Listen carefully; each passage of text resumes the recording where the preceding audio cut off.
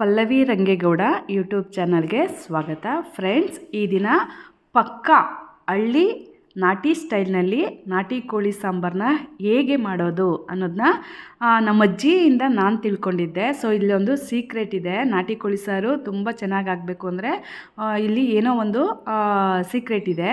ನೀವು ಈ ವಿಡಿಯೋ ಪೂರ್ತಿಯನ್ನು ನೋಡಿದ್ರೆ ನಿಮಗೆ ಆ ಸೀಕ್ರೆಟ್ ಏನಂತ ಗೊತ್ತಾಗತ್ತೆ. ಸೊ ನಮ್ಮೆಲ್ರಿಗೂ ಸಹ ಒಂದು ಆಸೆ, ಏಕೆಂದರೆ ನಾವು ಮಾಡಿರ್ತಕ್ಕಂಥ ಅಡುಗೆನ ತುಂಬ ಇಷ್ಟಪಟ್ಟು ತಿನ್ನಬೇಕು. ಅದು ಯಜಮಾನ್ರಾಗಿರ್ಬೋದು, ನಮ್ಮ ಅಪ್ಪ ಅಮ್ಮ ಆಗಿರ್ಬೋದು, ನಮ್ಮ ಅತ್ತೆ ಮಾವ ಆಗಿರ್ಬೋದು, ನಮ್ಮ ಫ್ರೆಂಡ್ಸ್ ಆಗಿರ್ಬೋದು, ಅವ್ರಿಗೆ ನಾವು ಚೆನ್ನಾಗಿ ಮಾಡಬೇಕು ಅನ್ನೋದು ನಮಗೊಂದು ಆಸೆ ಆಗಿರುತ್ತೆ. ಸೊ ನಿಮ್ಮ ನಾಟಿ ಕೋಳಿ ಸಾರು ತುಂಬ ಚೆನ್ನಾಗಾಗಬೇಕಾ? ಬನ್ನಿ ಈಗ ಹೇಗೆ ಮಾಡೋದು ಅಂತ ಒಂದೊಂದಾಗೆ ನೋಡೋಣ. ನೋಡಿ, ಇದು ಪ್ಯೂರ್ ನಾಟಿ ಕೋಳಿ ಹಳ್ಳಿಯಿಂದ ತಂದಿರೋದು. ಸೊ ಇದನ್ನು ತೊಳೆದು ಕ್ಲೀನ್ ಮಾಡಿಕೊಂಡು ಪಕ್ಕಕ್ಕೆ ಇಟ್ಕೊಳ್ಳೋಣ. ಈಗ ನಾವು ಸ್ಟವ್ ಹಚ್ಬಿಟ್ಟು ಒಂದು ಸ್ಪೂನು ಆಯಲ್ಲು, ಒಂದು ಅರ್ಧ ಈರುಳ್ಳಿನ ಸಣ್ಣದಾಗಿ ಹಚ್ಬಿಟ್ಟು ಎಣ್ಣೆ ಕಾಯ್ದಾದ್ಮೇಲೆ ಈರುಳ್ಳಿಯನ್ನು ಅದಕ್ಕೆ ಹಾಕ್ಕೊಳ್ಳೋಣ. ಈಗ ಈರುಳ್ಳಿ ಸ್ವಲ್ಪ ಬಾಡಿಸ್ಕೊಳ್ಳೋಣ.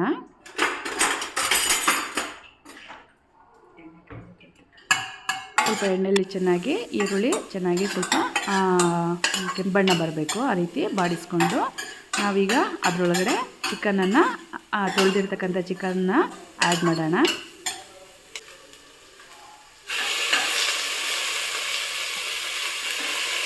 ಚಿಕನ್ ಹಾಕ್ಕೊಂಡಾದ್ಮೇಲೆ ಸ್ವಲ್ಪ ಅರಿಶಿನ, ಅದೇ ರೀತಿ ಟೇಸ್ಟ್ಗೆ ಎಷ್ಟು ಬೇಕೋ ಅಷ್ಟು ಸಾಲ್ಟನ್ನು ಹಾಕ್ಕೊಳ್ಳೋಣ.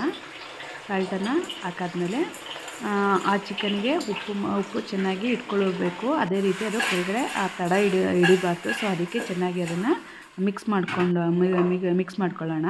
ಅದು ನೀರು ಬಿಟ್ಕೊಳ್ಳುತ್ತೆ ಫಸ್ಟು. ಅದು ನೀರೆಲ್ಲ ನೀಟಾಗಿ ಡ್ರೈ ಆಗಬೇಕು. ಅಷ್ಟರಲ್ಲಿ ನಾವು 2 ಈರುಳ್ಳಿ ಮತ್ತು ನಮಗೆ ಎಷ್ಟು ಸಾಂಬಾರು ಬೇಕೋ ಅಷ್ಟು ಅಳತೆಗೆ ನಾವು ಮನೆಯಲ್ಲೇ ಮಟನ್ ಸಾಂಬಾರು ಪುಡಿಯನ್ನು ಮಾಡ್ಕೊಂಡಿದ್ದೀವಿ. ಸೊ ನಾನು ಮಟನ್ ಸಾಂಬಾರು ಪುಡಿಯನ್ನು ಹಾಕ್ಕೊಳ್ತಾ ಇದ್ದೀನಿ. ಫಸ್ಟು ಈರುಳ್ಳಿ ಮತ್ತು ಮಟನ್ ಸಾಂಬಾರು ಪುಡಿ ಎರಡನ್ನು ಮಾತ್ರ ನಾನು ಗ್ರೈಂಡ್ ಮಾಡ್ಕೊಳ್ತೀನಿ ಫಸ್ಟ್ಗೆ. ಏಕೆಂದರೆ ಎಲ್ಲ ಮಸಾಲೆಯನ್ನು ಕೂಡ ಒಂದೇ ಸಲ ಹಾಕ್ಬಿಟ್ರೆ ಸಾಂಬಾರು ಟೇಸ್ಟು ಅಷ್ಟೊಂದು ಚೆನ್ನಾಗಿರಲ್ಲ. ಸೊ ಹಾಗಾಗಿ ಫಸ್ಟು ಈರುಳ್ಳಿ ಮತ್ತು ಮಟನ್ ಸಾಂಬಾರು ಪುಡಿ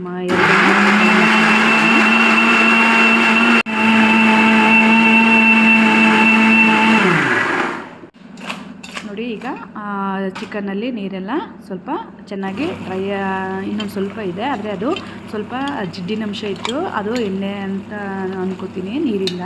ಸೊ ಹಾಗಾಗಿ ನಾನು ರುಬ್ಕೊಂಡಿದ್ದಂಥ ಖಾರವನ್ನು ಈಗ ಹಾಕ್ಕೊಂಡೆ. ಖಾರವನ್ನು ಹಾಕ್ಕೊಂಡಾದ್ಮೇಲೆ ಸ್ವಲ್ಪ 1 ಲೋಟ ನೀರನ್ನು ಕೂಡ ಹಾಕ್ಬಿಟ್ಟು ನಾನು ಇದು ಪ್ಯೂರ್ ನಾಟಿ ಕೋಳಿ ಆದ್ದರಿಂದ 3 ರಿಂದ 4 ವಿಸಿಲಷ್ಟು ಕುಗ್ಗಿಸ್ಕೊಳ್ಳೋಣ. ಚೆನ್ನಾಗಿ ಮಿಕ್ಸ್ ಮಾಡೋಣ. ನೋಡಿ, ನಮಗೆ ಯಾವ ಹದಕ್ಕೆ ಬೇಕೋ ಅಷ್ಟು ನಮಗೆ ನೀರು ಎಷ್ಟು ಬೇಕೋ, ಕೆಲವರು ಗಟ್ಟಿಯಾಗಿ ಇಷ್ಟಪಡ್ತೀರ, ನಮಗೆ ಸ್ವಲ್ಪ ತೆಳು ಇದ್ದರೆ ಚೆನ್ನಾಗಿರುತ್ತೆ. ಸೊ ಈಗ ಪ್ಲೇಟ್ನ ಕ್ಲೋಸ್ ಮಾಡಿ 4 ವಿಸಿಲ್ ಬರೋಕ್ಕೆ ಇಟ್ಬಿಟ್ಟು ನಾವು ಮಸಾಲೆಗೆ ರೆಡಿ ಮಾಡ್ಕೊಳ್ಳೋಣ. ಬನ್ನಿ. ನೋಡಿ, ಸ್ವಲ್ಪ ನಾಟಿ ಕೋಳಿಗೆ ಚಕ್ಕೆ, ಲವಂಗ, ಶುಂಠಿ, ಸೊಪ್ಪು ಎಲ್ಲ ತುಂಬ ಕಡಿಮೆ ಇರಬೇಕು. ನೋಡಿ, ಸ್ವಲ್ಪ 2 ಬೆಳ್ಳುಳ್ಳಿನ ಬಿಡಿಸ್ಕೊಂಡು ಹಾಕ್ಕೊಳ್ಳೋಣ. ತುಂಬ ಅರ್ಧ ಇಂಚಿಂದು ಚಕ್ಕೆ 3 ಪೀಸು ಸಾಕಾಗುತ್ತೆ. 3 ಪೀಸು, 3 ಲವಂಗ ಸಾಕು.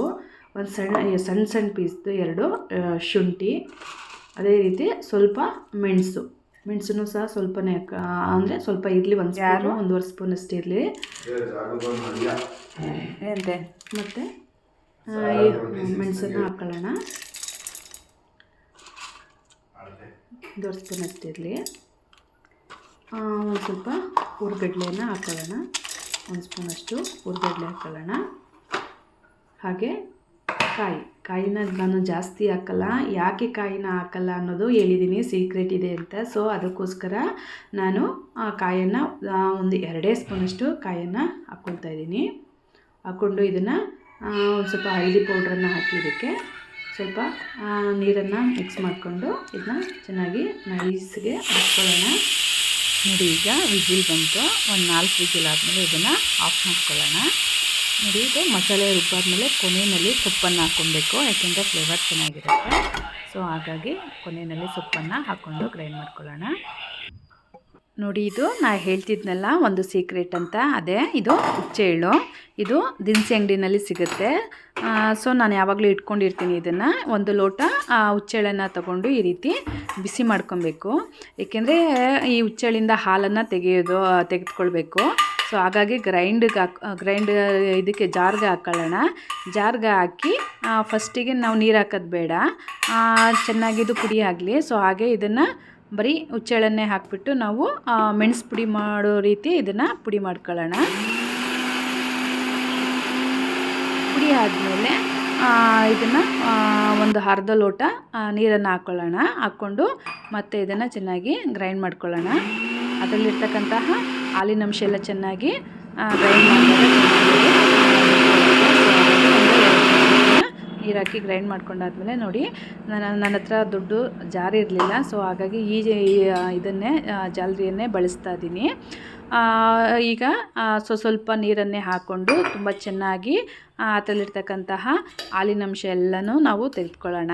ಈ ರೀತಿ ನೀಟಾಗಿ ಹಿಂಡಿ ಅದನ್ನು ಸ್ಪೂನಲ್ಲಿ ನಾವು ಅದನ್ನು ಮಿಕ್ಸ್ ಮಾಡ್ತಾ ಅದನ್ನು ಹುಚ್ಚೆಳ್ಳು ಪೂರ್ತಿ ಸಿಪ್ಪೆ ಥರ ಕಾಣಿಸ್ಬೇಕು. ಆ ರೀತಿ ಹಿಂಡಿ ನಾವು ಹಾಲನ್ನು ತೆಗೆದುಕೊಳ್ಳೋಣ. ಸೊ ಅದಕ್ಕಾಗಿ ನೋಡಿ, ಇದು ತುಂಬ ಗಟ್ಟಿಯಾಗಿ ಇದೆ ಹಾಲು. ಅದಕ್ಕೆ ನಾನು ಕಾಯನ್ನು ಬರೀ 2 ಸ್ಪೂನ್ ಹಾಕಿದ್ದು.